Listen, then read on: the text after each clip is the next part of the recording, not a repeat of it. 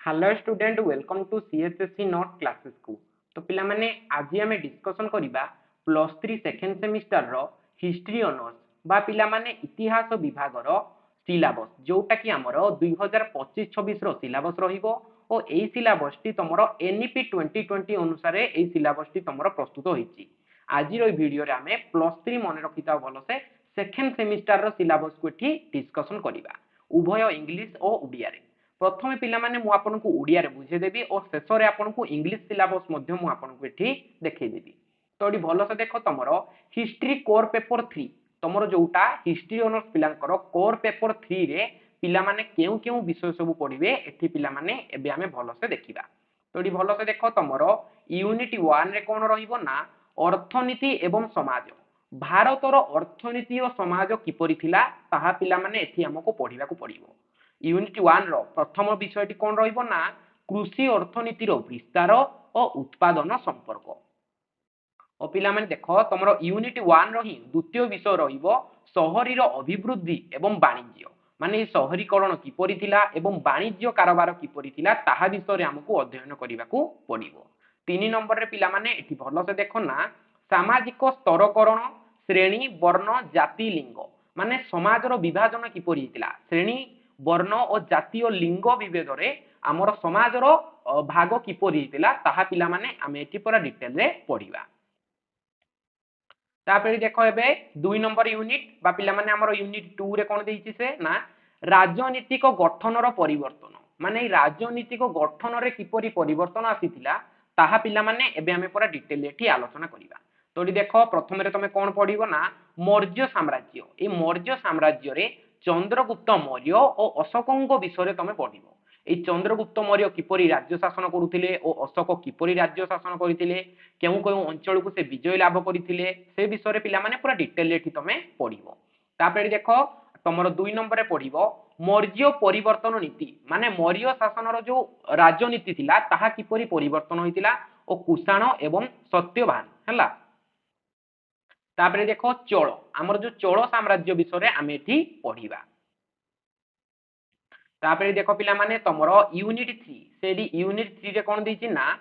प्राथमिक मध्ययुगीय भारत आमर प्राथमिक मध्ययुगीय भारत किपरि थिला ताहा पिला माने एठी हमें पूरा डिटेल रे पढिबा। तो देखो प्रथम रे हमें कोन पढिबा ना गुप्त युग रो कृषि आमर जो कृषि रो किपरि वृद्धि होइतिला और विवाह और परिवर्तित राजनीति और संपत्ति माने कृषि किपरि थिला और विवाह किपरि होउतला और परिवर्तित आमर राजनीति और संपत्ति रो रक्षणवेक्षण बा संपत्ति निर्धारण किपरि होउतला ताहा पिला माने आमे पूरा डिटेल एठी पढिबा। तापर देखो पिला माने आमे 2 नंबर रे कोन पढिबा ना राजनीति रो प्रकृति किपरि थिला और गुप्त साम्राज्य माने गुप्त साम्राज्य बळे राजनीति रो प्रकृति किपरि थिला ताहा पिला माने पूरा डिटेल आमे एठी पढिबा। पिला माने एठी देखो तमे 3 नंबर विषय रे पढिबो परवर्ती गुप्त युग रो राजनीति माने हमर परवर्ती गुप्त युग रो राजनीति किपरि थिला ताहा संपर्क रे तमे एठी अध्ययन करिवो। आ कोन पढिबो ना पल्लव चालुक्य और वर्षण विषय रे तमे एठी पढिबो हैला। तापर देखो एठी यूनिट 4 तमरो लास्ट यूनिट होउची कोर पेपर 3 रो लास्ट यूनिट रे तमे कोन पढिबो एठी भलो से देखो ना धर्म संस्कृति दर्शन और समाज ए धर्म किपरि थिला संस्कृति और दर्शन एवं समाज रो अवस्था किपरि थिला ताहा संपर्क रे तमे एठी अध्ययन करिवो। तो देखो प्रथम रे तमे अध्ययन करिवो नूतन ब्राह्मण धर्म एवं पौराणिक परंपरा ए नूतन ब्राह्मण धर्म किपरि आसीथिला और पौराणिक परंपरा कोन थिला ताहा संपर्क रे तमे एठी अध्ययन करिवो। धर्म और वर्ण विषय रे तमे एठी अध्ययन करिवो। तापर एठी देखो 2 नंबर रे तमे एठी पढिबो ना बौद्ध धर्म ए बौद्ध धर्मर हीनजानवाद और महाजानवाद विषय तमे एठी संक्षिप्त रे पढिबो। तापर देखो 3 नंबर एठी पढिबो जैन धर्म और एहार प्रधान नीतिबाणी ए जैन धर्मर प्रधान नीतिबाणी संपर्क रे तमे एठी अध्ययन करिवो।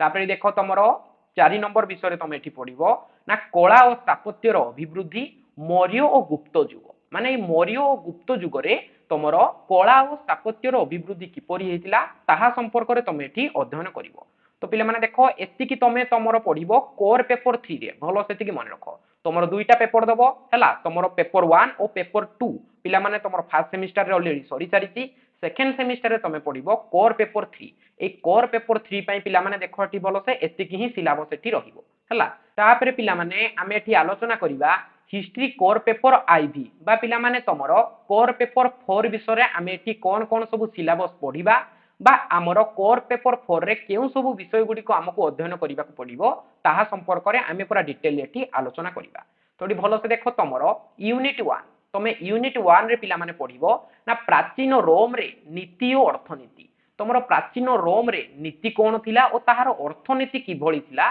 ताहा संपर्क रे पिला माने तमे एठी अध्ययन करिवो तो देखो प्रथम रे तमे एठी पढिबो ना प्राचीन रोम रे नीति और साम्राज्य प्राचीन रोम रो नीति कोन थिला ओ तार साम्राज्य कोन थिला ताहा संपर्क रे तमे एठी पढिबो तापरे देखो तमे 2 नंबर रे पढिबो ना रोमान साम्राज्य रो संकट जूलियर सीजन को उत्थान और पतन भलो से देखो जूलियर सीजन को विषय तुम ये कम्प्लीट पूरा पिला माने डिटेल एठी पढिबो और रोम साम्राज्यर संकट कोन थिला और तार उत्थान पतन किपरि हितिला ताहा संपर्क रे मध्य तुम एठी पढिबो तापरे देखो ना कृषि अर्थनीति माने रोमान सभ्यता रे माने रोम साम्राज्यर कृषि किपरि अर्थनीति होइतिला ताहा संपर्क रे एठी पढिबो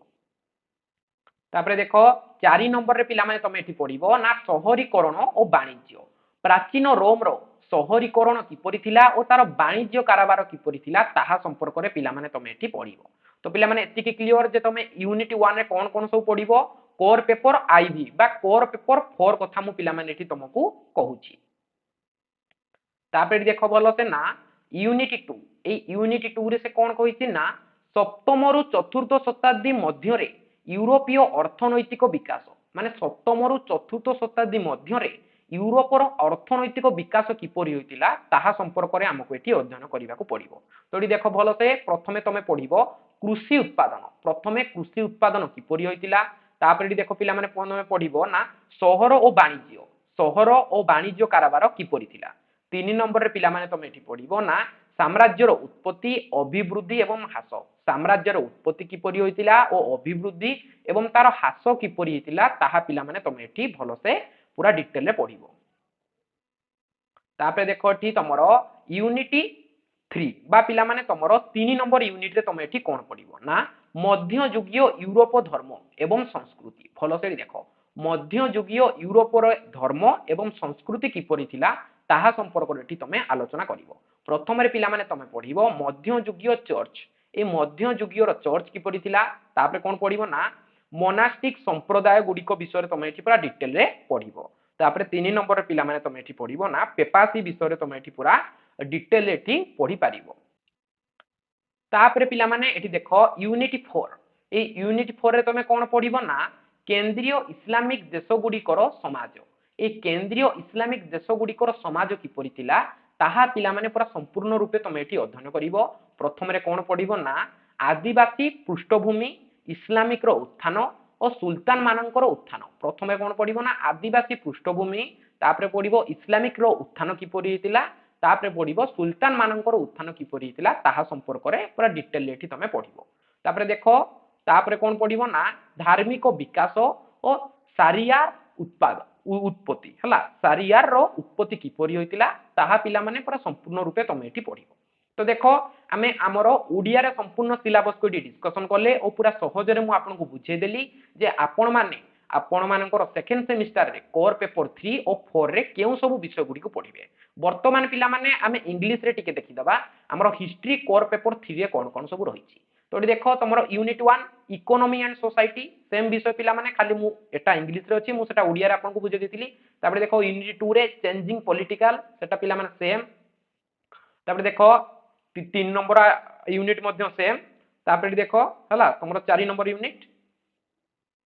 तापर भलो से देखो ना तमरो हिस्ट्री कोर पेपर 4 ए हिस्ट्री कोर पेपर कोन कोन अछि पिला माने सेम पिला माने खाली सेटा ओडिया रे थिला एटा मु आपनको इंग्लिश रे प्रोवाइड करूची इंग्लिश मीडियम पिला मानक पई तो देखो तमरो यूनिट 1 रे polity and economy in ancient Rome माने प्राचीन हमरो रोम रो राजनीति और इकोनॉमी किपरि थिला सेम पिला माने देखो सबु पिला माने सेम अछि हला तापर देखो तमरो यूनिट 4 एटी देखो एई सब विषय गुडी को रहिछि एटी तापर देखो पिला माने एटी देखो पिला माने टिके एटी खाली मिस्टेक अछि एडा यूनिट 1 एटा हि जिवो यूनिट 2 भलो सेडी देखो हला एडा यूनिट 2 हि जिवो हला तापर एटी देखो एटा हो जिवो यूनिट 3 हला भलो से देखो एटा हो जिवो यूनिट 3 टिके प्रिंटिंग मिस्टेक हो जाई एटी तापर एटा हो जिवो पिला माने तमरो यूनिट 4 हला देखो यूनिट 4 रे भी पिला माने तमरो डिटो सेमिति अछि हला किछि